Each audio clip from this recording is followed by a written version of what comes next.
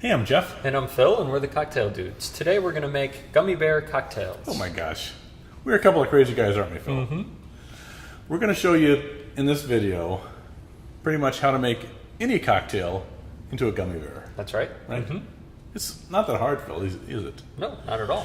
We had to get in touch with some of our college chemistry professors, but there's a little chemistry involved here. We're not going to go into all that Right. into great depth, but we didn't know what lushes our professors were, did we? No, not at all. You deal with the students all the time. You'll be drinking too, nonstop. Right? Yeah. So we're going to show you how to make a Negroni Gummy Bear, but we're going to talk about it in general terms too, so that you can fashion any of your favorite cocktails into a gummy bear. That's right. Not just cocktails, but your favorite spirit. Yep. Right. You can do different liquors, and then instead of mixing a cocktail in a glass, you can just mix the cocktail right in your mouth. That's the fun part. So gummy bears are the kind you buy at Walgreens, are some sort of fruit juice or fruit flavored juice mixed with gelatin, right? Which is this stuff here. That's what is in your Jello. Right. Citric acid, sometimes if it's a tart gummy bear, right? And then sorbitol. Right. Sorbitol is a sugar alcohol seen naturally in apples and pears and peaches, plums, stuff like that. But when you combine it with the gelatin, it firms up the gelatin, right? Yeah, that really creates the viscosity, but it also creates a higher melting temperature. Right. So that way it will stay more all congealed together like a gummy bear does, even at room temperature. Yeah, it kind of plasticizes it a little bit. And it's the sorbitol mixed with gelatin that they use in the gel caps and medicines and stuff that gives it that firmness. Right. Also. All right. Now there's three things that we needed to talk about in general when making gummy bear cocktails. That's dilution, evaporation, and coloration. Right. Right. So dilution is because you need to add some water to this, right? Yeah, when you're mixing a regular cocktail, you're going to mix that cocktail with ice, and then you may even pour it over ice. So you're going to get some melting of that ice that's going to add water to the cocktail. Here, if we just make the cocktail and then put it together to put it in the gummy bear, it's going to be too strong. So we actually add some water, typically about ½ of an ounce, to account for that dilution that the ice usually provides in a regular cocktail. Now the amount of gelatin we use and the amount of sorbitol in this recipe is for a regular sized cocktail, which is anywhere between 3.5 and 5 ounces. Right. So if you're making an old fashioned, for example, which is just 2 ounces, or if you're turning some liquors or liqueurs into gummy bears, you want to start with 4 ounces of liquid, plus or minus. So for the old fashioned, for example, you would double that recipe. Exactly. Right? Because all the recipes are geared for using 1 tablespoon of gelatin, and we're using the Knox brand here. And if you buy it in the box here, they come with these little envelopes, and this is a tablespoon. So it's geared for that, for easy use. If you're going to make a lot, you want to buy this 16-ounce size. So the 1 tablespoon of gelatin and 2 teaspoons of the powdered sorbitol, and that's what you make for your cocktail. Right. And with the gelatin, you're looking for a bloom of 225.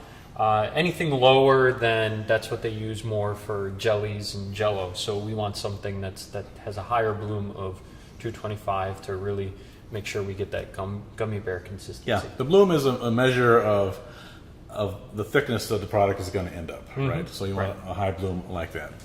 Now we have to talk about coloration, right? Because now if you're making, like this for example is a Negroni, that comes out nice and cherry red. Right. But a lot of cocktails aren't such that way. For example, here are the old-fashioned cocktail gummy bears. And if you don't use any food coloring, you're going to get this sort of tan color here, which is not all that appetizing. Right. It's not really what you would think of as far as color when you're thinking of an old-fashioned. So a couple drops of brown food coloring will make them look like an old-fashioned. And we use these, like for example, the brown for the old-fashioned is here. We buy this variety pack, and we like putting a little food coloring in all of them because it kind of just brightens them up. Exactly. This is geared for, it's a frosting gel. It comes out in drops, but it's geared for cake icing and frostings and things like that. Right. So when gummy bears come off of the assembly line, they're what they're called toothsome. Right. They describe them as. In that you can bite them and pull them apart, right? Mm-hmm. It's the fact that they sit on the shelves at Walgreens and are exposed to the air that makes them rubbery, because some of the fruit juice and liquids have evaporated, right? Right. And with liquor, the ethanol, that more readily evaporates. And so there's an issue with the gummy bears where you're going to get some evaporation. Once you make the gummy bears, if you just leave them sit out, you're going to really evaporate off all the liquor and the flavor. So when you make these, you want to make sure that, one, they only have a shelf life of about 2 to 3 weeks, and then you want to make sure that you keep them covered. So once you make them, you want to make sure that they stay in an airtight container, or keep them in the tray and put saran wrap over the top. That way then when you go to serve them, they'll last a couple hours, but you don't want to leave them sitting out too long. Yeah, because that booze will be gone and you just have something chewy, which is not very flavorful. Exactly. So, and this is the mold we use. It's a silicone mold that we buy, and it comes in this packet here with 2 of them and a little eyedropper. And the eyedropper is important because that's what you use to fill it with, and it's difficult to be pouring these things in from a beaker otherwise. But they're nice. You don't need to spray them with anything. You just, once they set, you just pop them right out and put them, serve them to your guests, or put them in your mouth. Right. So we've talked about the dilution, the coloration, and evaporation. Those are the main things. Right. There are a couple of fruit juices that don't do well with gelatin.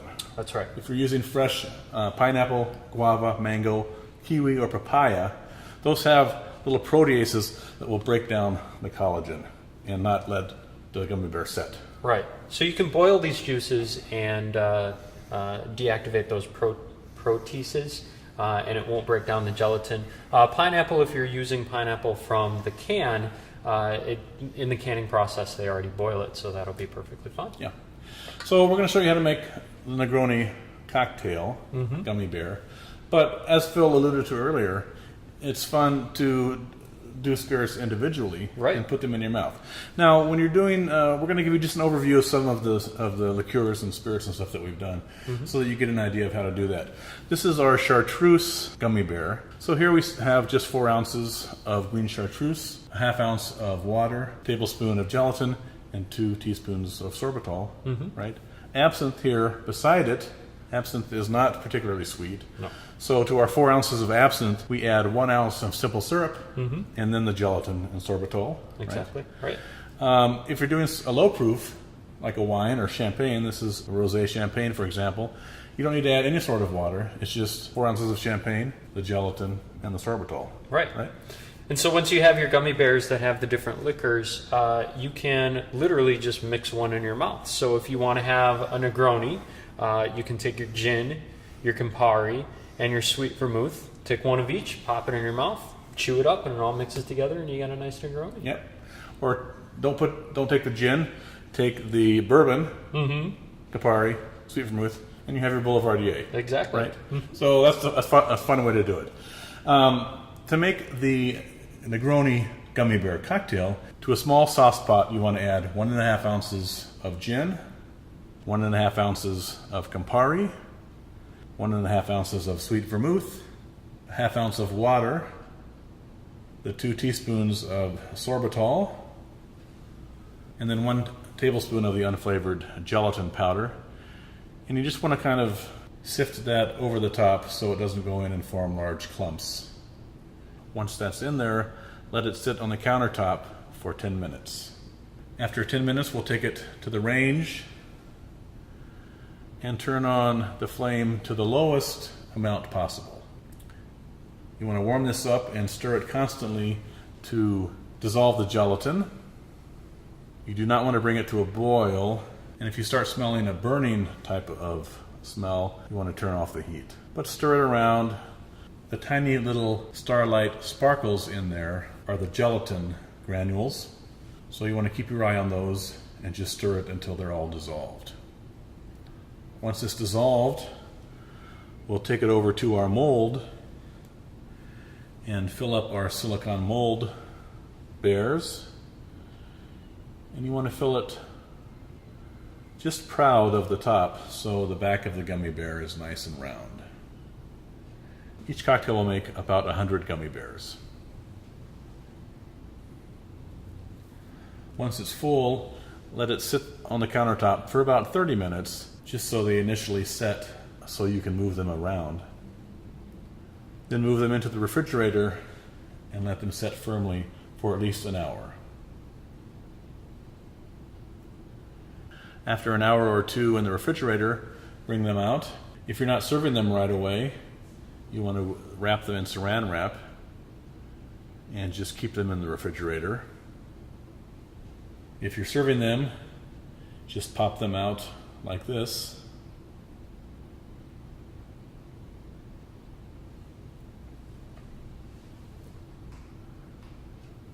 They will stick a little bit to each other, not terribly so, but if that bothers you, you can do what they do at the factory, and that is add a little bit of food-grade mineral oil to them. Just a couple of drops. Too much and it will cause the runs, so be careful.